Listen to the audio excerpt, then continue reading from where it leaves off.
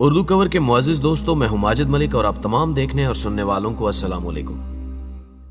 ناظرین گرامی، حافظ محمد شبیر 22 مئی 2023 کو کراچی میں حادثے کا شکار ہونے والی بدقسمت فلائٹ کے مسافر تھے۔ موت کتنی ظالم اور چالاک ہوتی ہے، حافظ صاحب اس حقیقت کی کلاسیکل مثال ہے۔ یہ سال بھر سے بچنے کی کوشش کر رہے تھے، لیکن وقت مقررہ انہیں کھینچ کھانچ کر فلائٹ PK 8303 تک لے آیا۔ کیسے؟ آپ ان کی داستان ملاحظہ کیجئے۔ یہ اپنے خاندان کے پہلے حافظ قرآن تھے۔ والد کا انتقال 1994 میں ہو گیا۔ خاندان میں بڑے تھے، لہٰذا بہن بھائیوں کی ذمہ داری ان کے کندھوں پر آ گئی۔ یہ کویت چلے گئے، وہاں مزدوری کرتے رہے، کویت سے کراچی آئے، مختلف کام کیے اور پھر سعودی عرب چلے گئے۔ یہ ریاض کے ایک اسپتال میں اکاؤنٹنٹ تھے۔ 2019 میں سعودی عرب کے معاشی حالات خراب ہو گئے تو یہ خاندان سمیت امریکہ شفٹ ہونے کی کوشش کرنے لگے۔ سعودی عرب سے بھی امریکہ جا سکتے تھے، لیکن یہ پاکستان آ گئے اور پورا سال امریکی ویزے کی کوشش کرتے رہے۔ صدر ٹرمپ کی وجہ سے امریکہ کی پالیسیاں تبدیل ہو گئی، پاکستانیوں کے لیے ویزے مشکل ہو گئے، لہٰذا حافظ صاحب کا معاملہ سال بھر لٹکا رہا۔ تاہم فروری میں انہیں امریکہ کا ویزا مل گیا۔ یہ جاب ویزا تھا، یہ اس پر اپنی فیملی کو بھی امریکہ لے جا سکتے تھے۔ خاندان نے تیاری شروع کر دی، لیکن اس دوران کرونا آ گیا، فلائٹس اور بارڈرز بند ہو گئے۔ یوں حافظ محمد شبیر کراچی میں پھنس گئے۔ مئی کے شروع میں اطلاع ملی کہ صدر ٹرمپ 22 مئی سے جاب ویزوں پر پابندی لگا رہے ہیں، جس کے بعد یہ لوگ شاید کبھی امریکہ نہ جا سکے۔ خاندان نے فیصلہ کیا کہ یہ 22 مئی سے پہلے امریکہ پہنچ جائے۔ حافظ صاحب 19 سال سے تراویح پڑھا رہے تھے، کویت اور سعودی عرب میں بھی نماز تراویح کی امامت کرتے تھے، اور یہ اس سال بھی تراویح پڑھا رہے تھے۔ ان کا خاندان بھی ان کے پیچھے تراویح پڑھتا تھا۔ یہ اس رمضان میں بھی 15 دن یہ خدمات سر انجام دیتے رہے۔ 19 مئی کو بھی انہوں نے تراویح پڑھائی، روزہ رکھا اور یہ قطر ایئر ویز کی فلائٹ سے دوحہ روانہ ہو گئے۔ یہ اور ان کا ویزا کراچی ایئرپورٹ پر کلیئر ہو گیا، لیکن یہ جب دوحہ پہنچے تو انہیں ایئرپورٹ پر روک لیا گیا۔ امریکہ کرونا کی وجہ سے صرف اپنے شہریوں کو داخلے کی اجازت دے رہا تھا۔ امریکی پاسپورٹ ہولڈرز کے علاوہ کوئی شخص امریکہ داخل نہیں ہو سکتا تھا، چنانچہ قطر ایئر ویز نے انہیں آف لوڈ کر دیا۔ یہ 10 گھنٹے دوحہ ایئرپورٹ پر بیٹھے رہے۔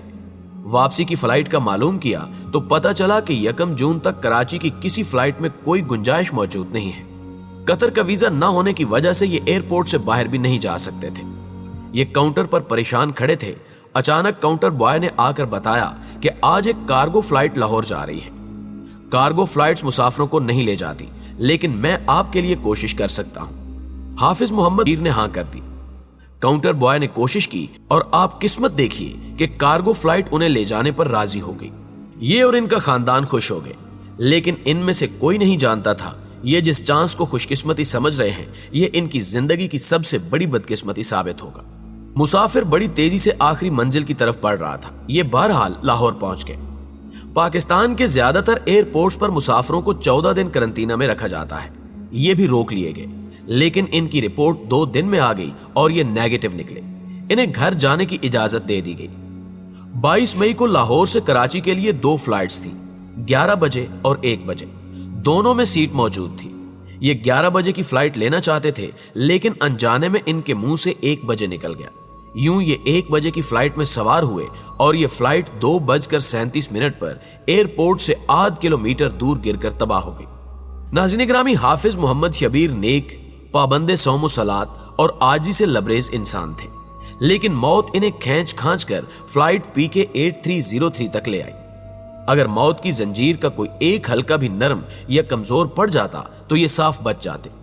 یہ اگر 19 مئی کو کراچی ایئرپورٹ پر روک لیے جاتے، انہیں دوحہ میں نہ روکا جاتا، انہیں قطر میں 1-2 دن کا ٹرانزٹ مل جاتا، یہ کارگو فلائٹ میں سوار نہ ہوتے، یہ اگر 14 دن قرنطینہ میں رہ جاتے، ان کا کرونا ریزلٹ 1 آدھ دن لیٹ ہو جاتا، یا پھر یہ 1 بجے کی بجائے 11 بجے کی فلائٹ لے لیتے، تو یہ آج بھی اپنے بچوں کے درمیان بیٹھ کر ہنس کھیل رہے ہوتے۔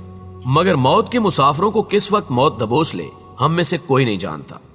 ہم یہ بھی نہیں جانتے کہ ہمارے رکتے ہوئے قدم ہمیں کس مصیبت سے بچا رہے ہیں، اور ہم جس طرف سر پٹ دوڑ رہے ہیں اس کے آخر میں کون سا عذاب ہمارا انتظار کر رہا ہے۔ حافظ محمد شبیر صاحب بھی جس اتفاق کو اپنی گڈ لک سمجھ رہے ہوں گے، وہ آخر میں کیا نکلا۔ چنانچہ آپ یہ بات پلے باندھ لیں کہ قدرت اگر ہمیں بچانا چاہتی ہے تو یہ ہمیں کالی بلی بھجوا کر بھی بچا لیتی ہے، और ये अगर हमें घेरना चाहती है तो फिर हमें ये खुशकिस्मतियों के पहियों पर बिठा कर भी अपनी तरफ खींच लेगी। ये हमें दाएं बाएं नहीं होने देगी। प्यारे दोस्तों, ये मौत की कहानी थी। आप अब एक कहानी जिंदगी की भी मुलाहिजा कीजिए। फ्लाइट PK 8303 के 2 मुसाफिर मौजाना तौर पर बच गए। उनमें बैंक ऑफ पंजाब के सदर जफर मसूद भी थे। ये मुल्क के नामवर अदाकार मुनव्वर सईद के साहबजादे हैं। जफर मसूद के बकौल हादसे से पहले त्यारे में शोर हो गया। लोगों ने ऊंची ऊंची आवाज में कलमा पढ़ना शुरू कर दिया। लोग अल्लाह ताला को भी पुकार रहे थे और गिड़गिड़ा कर दुआएं भी मांग रहे थे, लेकिन मुझ पर उल्टा असर हुआ। मैं सकते में चला गया। मुझे उस वक्त कोई कलमा, कोई दुआ याद नहीं आ रही थी। मैं बस चुपचाप अपनी सीट पर बैठा रहा। जहाज क्रैश हुआ, मेरी सीट जहाज से निकली और मैं सीट समेत हवा में उछलता हुआ एक गाड़ी पर जा गिरा। वो गाड़ी एक वकील साहब की थी। वकील साहब साइड पे खड़े थे, जबकि उनकी बेगम गाड़ी के अंदर बैठी थी। मैं गाड़ी की छत पर टिक गया। मेरे पूरे जिस्म में दर्द हो रहा था। वकील साहब ने मेरी सीट बेल्ट खोली, मुझे गाड़ी की छत से नीचे उतारा और मुझे लेकर अस्पताल की तरफ दौड़ पड़े। यूं मैं बच गया। तब जफर मसूद ने एक हैरान कुन बात बताई। उनका कहना था कि हादसे के वक्त मेरी वालदा नमाज जोहर अदा कर रही थी। ये नमाज में थी जब उन्हें मेरे हादसे की इत्तला दी गई। मेरी वालदा ने यह खबर सुनने के बावजूद नमाज जारी रखी। ये उस वक्त तक सजदे में पड़ी रही जब तक इन्हें यह नहीं बता दिया गया कि अल्लाह ताला ने जफर को बचा लिया है।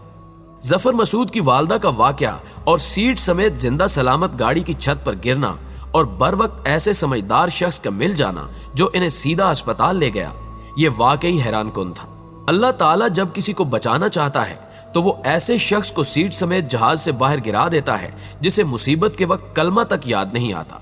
और दूसरी तरफ ये जब किसी को बुलाना चाहता है तो ये हाफिज़ कुरान मोहम्मद शबीर जैसे मुत्तकी और परहेजगार शख्स को कार्गो फ्लाइट के जरिए दूसरे मुल्क से लाकर उस फ्लाइट में बिठा देता है जिसके नसीब में मंजिल नहीं लिखी गई थी।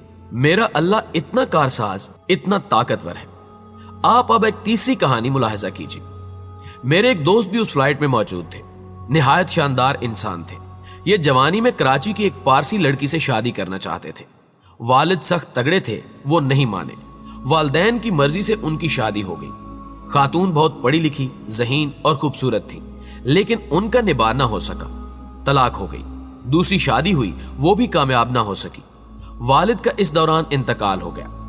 20 साल बाद उनका उसी पारसी खातून से राब्ता हुआ। वो आज तक उनका इंतजार कर रही थी। ये वालदा के पास गए, अपने बहन भाइयों को राजी किया। फैमिली उनकी जिद के सामने हार गई। ये खुश हो गए। ये उनकी जिंदगी की सबसे बड़ी खुशी थी।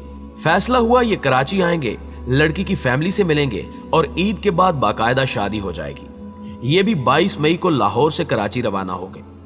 वो पारसी लड़की जिसका इन्होंने 20 साल इंतजार किया था, वो इन्हें पिक करने के लिए कराची एयरपोर्ट पर आ गई, लेकिन ये कराची पहुंचकर भी उस तक पहुंच ना सके। ये सब की पहुंच से निकल गए। मैंने 2 दिन कबल अखबारात में उनकी मगफरत का इश्तिहार पढ़ा। मेरी आंखों में आंसू आ गए। बेशक हम सब अपने रब की मोहलत के मोहताज हैं। ये जब सांस ढीली कर देता है तो इंसान गिरते हुए जहाज से भी सीट समेत सलामत निकल आता है, और जब ये सांस खींच लेता है तो फिर हमें अगली सांस की मोहलत नहीं मिलती। हमारे दिलों की धड़कनें हमारे दिल में ही मुंजमद हो जाती हैं। या अल्लाह, ये तेरा करम है। या अल्लाह, ये तेरा रहम है। प्यारे दोस्तों, हमेशा की तरह उम्मीद है कि आज की इस वीडियो से भी आपने बहुत कुछ सीखा होगा। अगर वीडियो वाकई अच्छी लगे तो इसे लाइक करते हुए अपने दीगर दोस्तों के साथ फेसबुक और व्हाट्सएप पर भी जरूर शेयर कर दीजिए। न्यूज़ वीडियो के हवाले से आप अपनी आरा का इजहार कमेंट बॉक्स में कर सकते हैं। जल्दी हाजिर होते हैं एक नई मालूमाती वीडियो के साथ। तब तक अपना और अपने प्यारों का ढेर सारा ख्याल रखिएगा।